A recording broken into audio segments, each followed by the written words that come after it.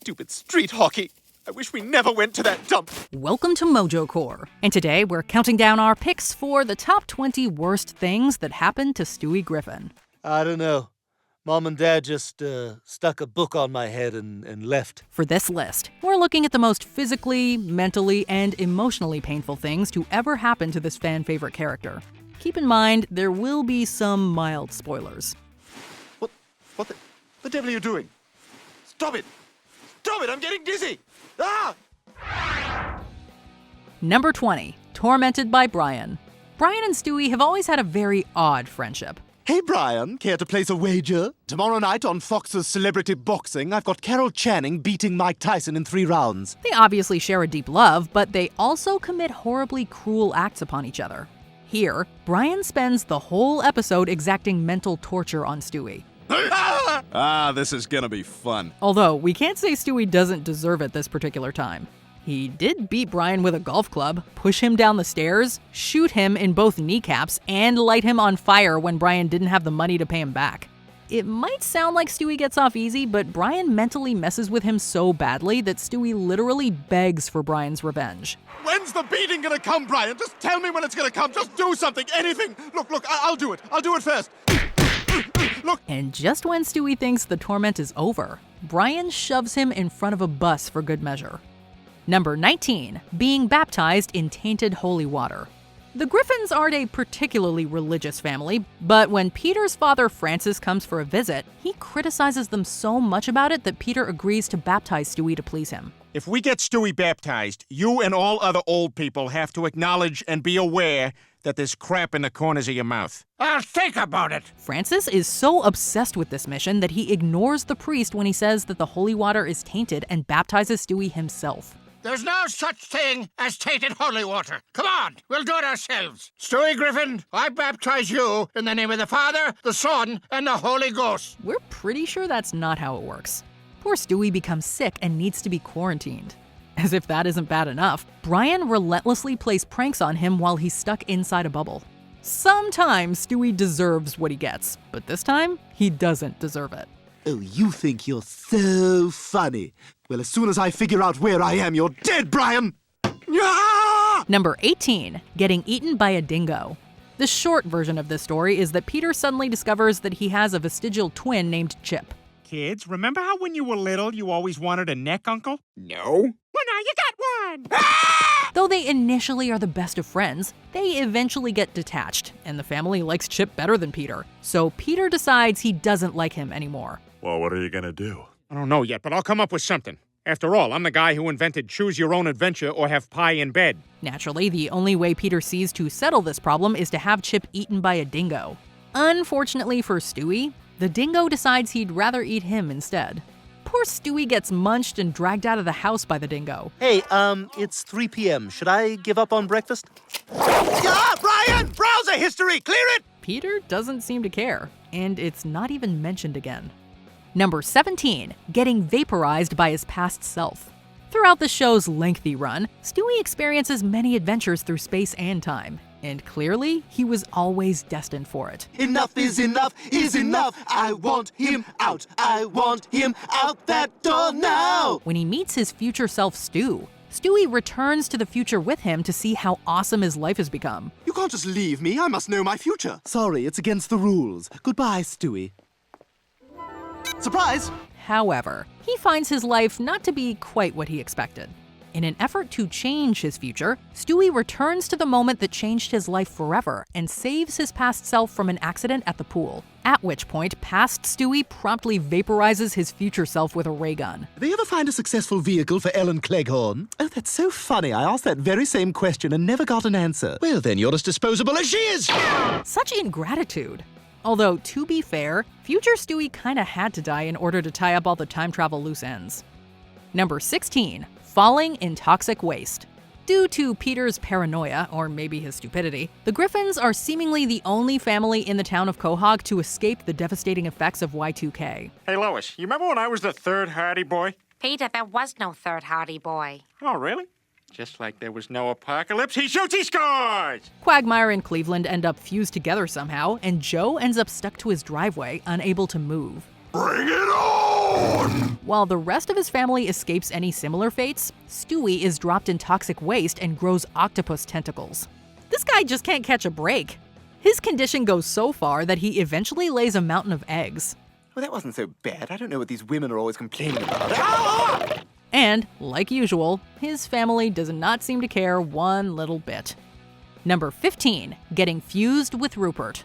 This is, without a doubt, one of the most terrifying things to ever happen to Stewie. I don't understand why I have to babysit Stewie. I mean, what's he really gonna do if we leave him by himself? While experimenting with his new invention, teleportation pods, Stewie makes a life-altering mistake when he accidentally leaves Rupert in the pod with him.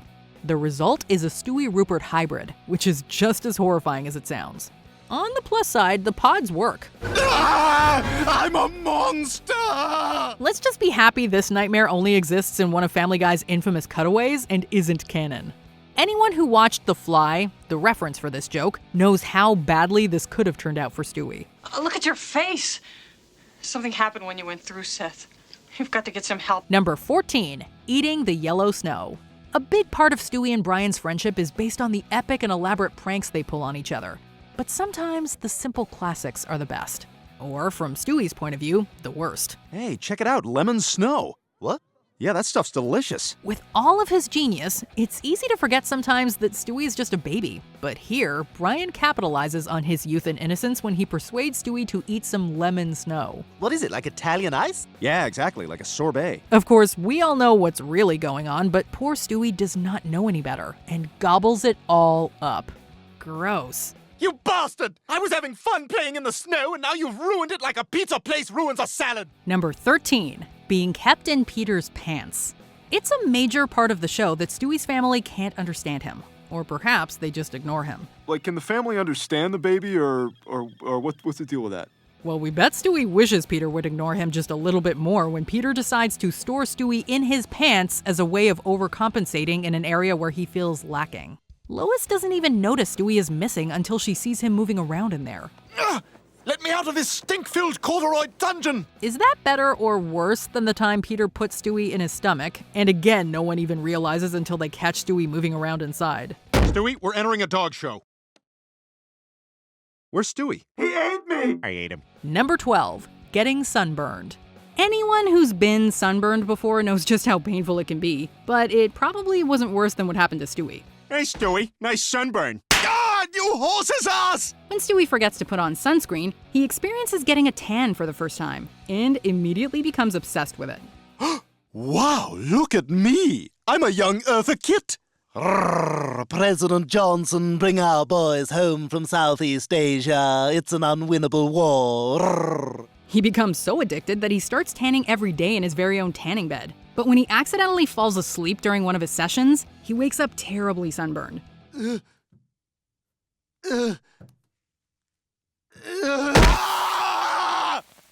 Hey, buddy. I was just coming to tell you, it's time to get out. I've been in there for 6.5 hours, you son of a bitch! Don't touch me! His entire body is red, and he can barely move. You can practically feel his skin sizzling. It's so bad, he even has a skin cancer scare. Write down my final thoughts. Oh, come on. I don't have much time. Oh, squiggly line in my eye fluid. Number 11, getting a concussion playing football. Stewie gets upset when a woman at the grocery store mistakes him for a girl. Excuse me, ma'am, your little girl dropped her teddy bear. What? Little girl?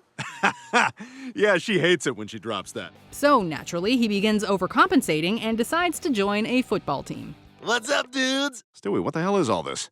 Only the most manly thing ever. A little something called American football. Is that a Michael Sam jersey? Yep, 2 boy names. Doubly masculine. Stewie is noticeably smaller than the other kids, but insists on being put in the game, despite the coach's warnings that he will get destroyed out there. Brian's cheering and jeering from the sidelines probably doesn't help things much. Come on, Stewie. Give your dog something to post on Facebook.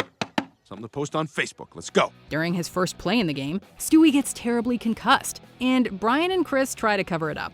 All right, and nobody's blocking. Oh my God, Stewie! Are you okay? Back off. He may have a concussion. A concussion? You do me an honor, Lieutenant, but my dance card is full. You'd think they'd have known better after the last time the Griffins tried to cover up one of Stewie's injuries, but more on that later. Number 10. Losing an ear. Getting extremely sunburned or concussed may seem pretty bad, and Stewie pretty much brought those incidents on himself. But this one is all Brian's fault. Brian gets out of hand running a club and drunkenly loses Stewie on the road. Brian, there you are. Do you have any idea what time it is? Stewie was supposed to be in bed 2 hours ago. Oh, yeah, he was right here, right next to me like 4 hours ago. Stewie does manage to make it home on his own, but not without losing an ear to a hungry deer. Hey, Brian, remember me? I'm the guy you left standing at the counter at McDonald's with a bag full of burgers. You know, it's funny. I tried to walk home and, a lot of hungry deer walking around at this hour of the night. And, here's where the story gets fun. You may have noticed I'm missing an ear. Losing an appendage is bad enough, but nothing adds insult to injury like knowing it happened as a result of your best friend's negligence. And what's even worse than that is that the family doesn't seem to care about Stewie's missing ear, or even notice for that matter. Yeah, don't worry. I don't need to go to the hospital or anything. I'll just use this Mr. Potato Head piece. Number 9. Getting herpes. Brian dropped the ball with the whole Stewie's ear thing, but this time he knew what he was doing. Feeling that they're drifting apart, Stewie wants to deepen his bond with Brian. I think we should hold hands more often. There you go. We're blood brothers now. You happy? So they cut their hands and swap blood. However, things go horribly wrong when Stewie wakes up the next morning to discover that Brian has given him herpes. Ah! You son of a bitch! You gave me herpes! What? What are you talking about? Naturally, Stewie is furious. It's a wonder Stewie didn't resort to his old murderous ways when he discovered that Brian knew he had herpes before they swapped blood. Oh, hey, Brian. And who's your date? Wow, you must be such a good person to knowingly go out with a herpes-riddled dirtbag. Ew! I'm sorry, Brian. I've got to go. Number 8. Getting killed after Brian sells him out.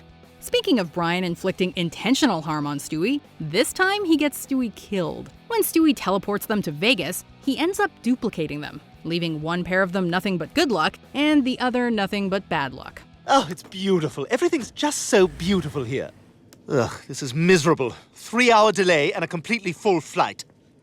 Don't look at us, you pig. Take your juicy sweatpants and your dirty pillow from home and your bucket of Coke and get the hell out of my sight. The bad luck versions burn all their cash, so they borrow money from a loan shark and can't pay it back. The loan shark mistakenly goes after the good versions, and when they can't pay him either, he offers them a choice as to who will die first, and Brian wastes no time whatsoever selling Stewie out. He tells the loan shark to shoot Stewie first, and he obliges. All right, enough of this! You, dog, pick which one of you two is gonna die! What?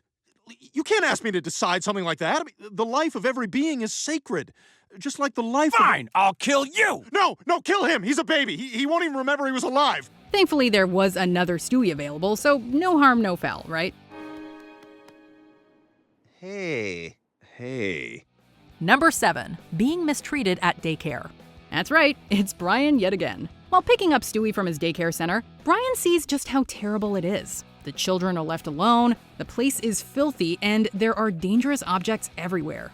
What did I tell you, Brian? It's a nightmare in here. Oh my God! Brian is appalled and demands to speak to the daycare teacher, like any good guardian would. But when he meets Miss Emily, Brian completely changes his tune when he sees how attractive she is. Excuse me, are you Miss Emily? Yeah, hi. Who are you? Brian. Brian Steele. I was just dropping Stewie off. Oh, yeah. I should probably go back in there, see how everyone's doing, I guess. They're fine. Brian not only ignores the abuse, he also contributes to it just so he can get with Miss Emily. Stewie's seen Brian do some pretty terrible things in pursuit of a lady, but this example is definitely up there as one of the worst. Oh, hi, Brian. I thought you had a busy day at your legal practice. Oh. Hey, Emily. Yeah, I had some time between cases. I thought I'd see how you were doing. That's so nice of you. Let me just put these bags away and throw some saltines in the yard for the kids. Number 6. Becoming a child star. Peter and Lois pretty much blow Stewie's college fund. Today, though, please let there be money in our bank account. Amen. Amen. Damn it, it didn't work. And that's only the lead up to this entry. In order to make more money, Peter and Lois enter Stewie in a contest to land a gig as the spokesperson for Scooter's peanut butter.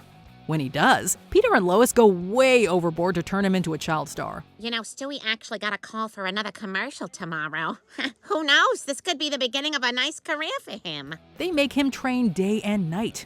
They even force feed him, let's call it a mixed drink, designed to keep him awake and high on energy, as well as other things. Stewie could have been damaged for life, and eventually, Brian has to step in to make Peter and Lois realize what they're doing to him. Someone needs to call social services on them already. Oh, hey, you caught me pigging out. I'm dipping this celery stalk into some lemon water, but don't freak out, I'm just gonna smell it and then throw it in the trash. Number 5, getting no love as Brian's manager. Okay, what is this dude's deal? Does he even like Stewie? When Brian finally writes that bestseller he's been bragging about for years, Stewie becomes his manager. Yeah, we're walking in now. Make sure Tom Tucker knows he has 20 minutes and he is to only talk about the book. No personal questions. All right? Are you okay? You good? You need anything? All right. All right, we're inside and there is nobody here to greet us. Stewie does everything for Brian, yet is met with nothing but ingratitude. The more fame Brian gets, the worse and worse he treats Stewie. He even leaves Stewie alone on the street once to get back to their hotel by himself. All because he thinks he should be just as famous as Renee Zellweger. Get over here. What, is everything okay? No, everything is not okay. Can you figure out what the problem is? I honestly have no... Oh, God. How do you think I feel walking out of the back room of a restaurant and seeing Renee Zellweger eating in the front room? Stewie has to endure Brian's verbal abuse, and even being ruthlessly fired. Poor Stewie. I am so sorry. I am done with you. Do you hear me? Done. Get out of here now. Brian, please. You're fired.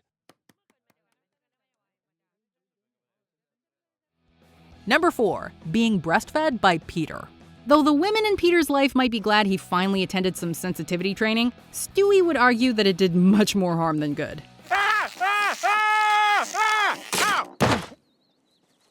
Now that you've felt a woman's pain, the learning can begin. The training ignites some extreme motherly feelings in Peter, and he goes a little crazy trying to, nurture everyone. He even goes so far as to try to breastfeed Stewie. Of course, it doesn't work, and Stewie is traumatized by the experience. The look on Stewie's face when he realizes what is happening really says it all. And when he pulls that hair out of his mouth, yeah.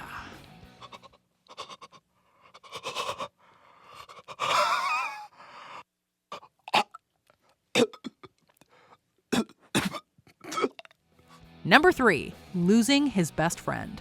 Stewie and Brian do some truly cruel things to each other, but it cannot be denied that they share a true and deep love for each other. I love you as one loves another person whom one simply cannot do without. While playing in the street, Brian is tragically hit and killed by a car.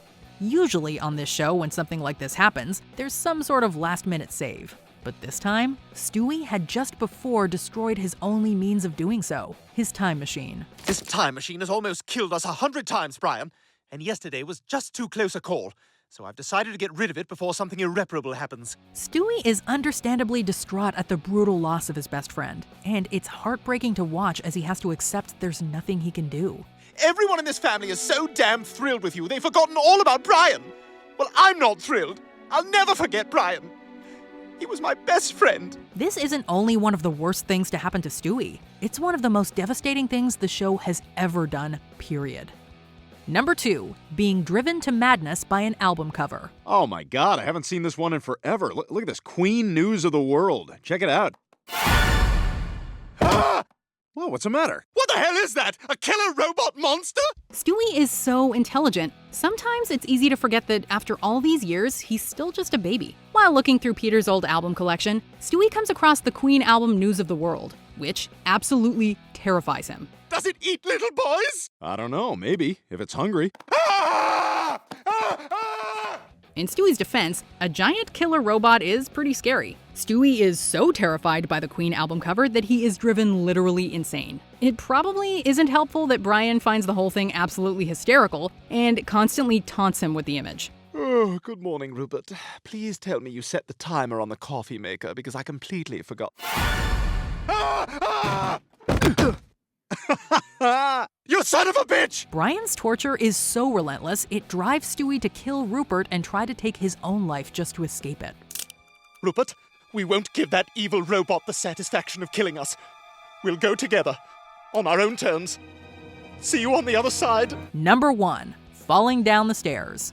While Meg and Chris are fighting, they end up knocking Stewie down the stairs, rendering him unconscious and giving him a huge gash in his head. Well, I'm off to buy imaginary groceries.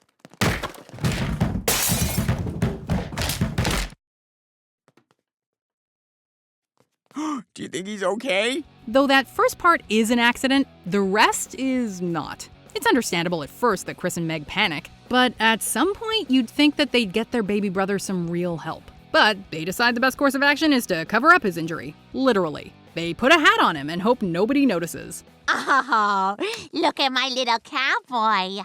Come on, Stewie, up in your high chair.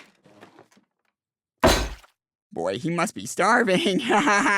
Eventually, Peter finds out, and his response is to throw Stewie under Lois's car to blame the whole thing on her. Well, at least Stewie was unconscious for the whole thing. Cartoon logic, am I right? Hey, I just found out it's November. What the happened? What do you think is the worst of the worst to ever happen to Stewie? Let us know in the comments.